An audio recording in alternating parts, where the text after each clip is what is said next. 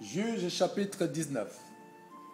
Dans ce temps où il n'y avait point de roi en Israël, un Lévite qui séjournait à l'extrémité de la montagne d'Éphraïm prit pour sa concubine une femme de Bethléem de Juda.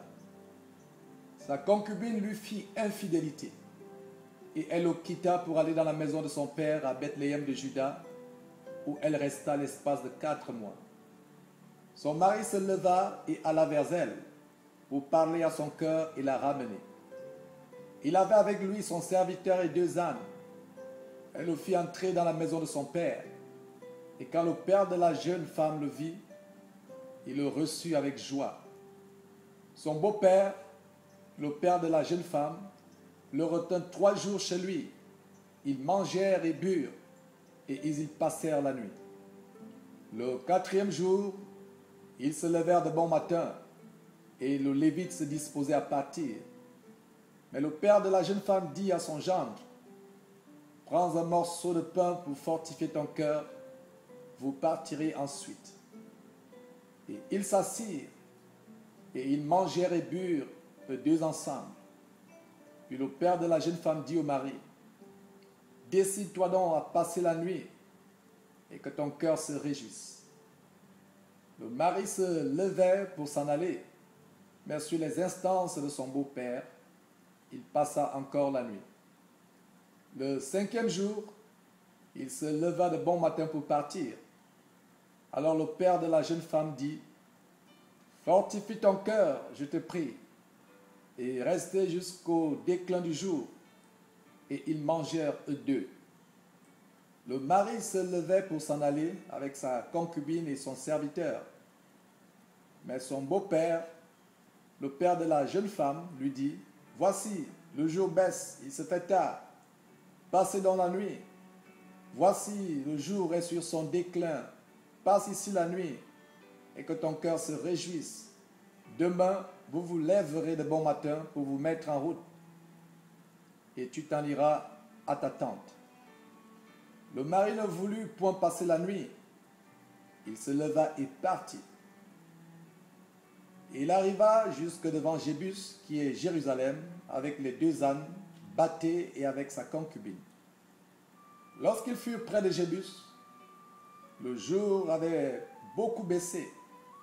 Le serviteur dit alors à son maître, « Allons, dirigeons-nous vers cette ville des Jébusiens, et nous y passerons la nuit. » Son maître lui répondit, « Nous n'entrerons pas dans une ville d'étrangers, où il n'y a point d'enfants d'Israël. Nous irons jusqu'à Gibéa. » Il dit encore à son serviteur, « Allons, approchons-nous de l'un de ces lieux, Gibéa ou Rama, et nous y passerons la nuit. » Ils continuèrent à marcher, et le soleil se coucha quand ils furent près de Gibéa, qui appartient à Benjamin. Ils se dirigèrent de ce côté pour aller passer la nuit à Gibéa. Le Lévite entra, et il s'arrêta sur la place de la ville. Il n'y eut personne qui les reçut dans sa maison pour qu'ils y passassent la nuit. Et voici, un vieillard revenait le soir de travailler au champ. Cet homme était de la montagne d'Éphraïm. Il séjournait à Gibéa, et les gens du lieu étaient benjamites. Il leva les yeux et vit le voyageur sur la place de la ville. Et le vieillard lui dit, « Où vas-tu et d'où viens-tu » Il lui répondit, « Nous allons de Bethléem de Juda jusqu'à l'extrémité de la montagne d'Éphraïm, d'où je suis. J'étais allé à Bethléem de Juda, et je me rends à la maison de l'Éternel. Mais il n'y a personne qui me reçoive dans sa demeure. Nous avons cependant de la paille et du fourrage pour nos ânes. Nous avons aussi du pain et du vin pour moi, pour ta servante et pour le garçon qui est avec tes serviteurs. Il ne nous manque rien. » Le vieillard dit, « Que la paix soit avec toi. Je me charge de tous tes besoins. Tu ne passeras pas la nuit sur la place. » Il les fit entrer dans sa maison, et il donna du fourrage aux ânes. Les voyageurs se lavèrent les pieds, puis ils mangèrent et burent. Pendant qu'ils étaient à se réjouir, voici les hommes de la ville, gens pervers, entourèrent la maison, frappèrent à la porte et dirent au vieillard, maître de la maison, fais sortir l'homme qui est entré chez toi pour que nous le connaissions. Le maître de la maison, se présentant à eux, leur dit, non, mes frères, ne faites pas le mal, je vous prie, puisque cet homme est entré dans ma maison, ne commettez pas cette infamie. Voici, j'ai une fille vierge, et cet homme a une concubine.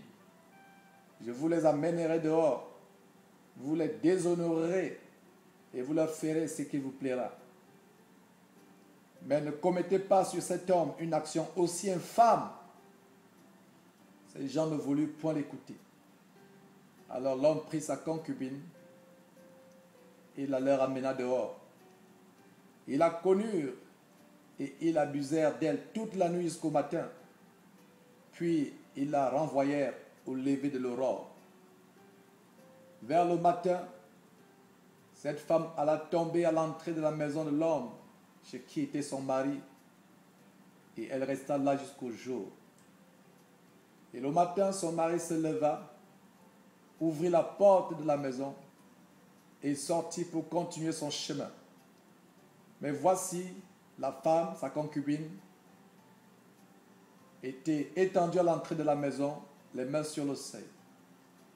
Il lui dit, lève-toi et allons-nous-en. Elle ne répondit pas. Alors le mari l'a mis sur un âne et partit pour aller dans sa demeure.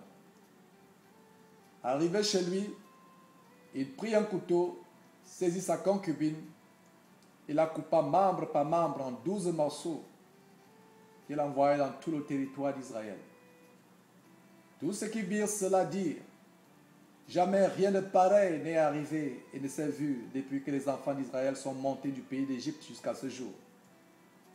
Prenez la chose à cœur, consultez-vous et parlez.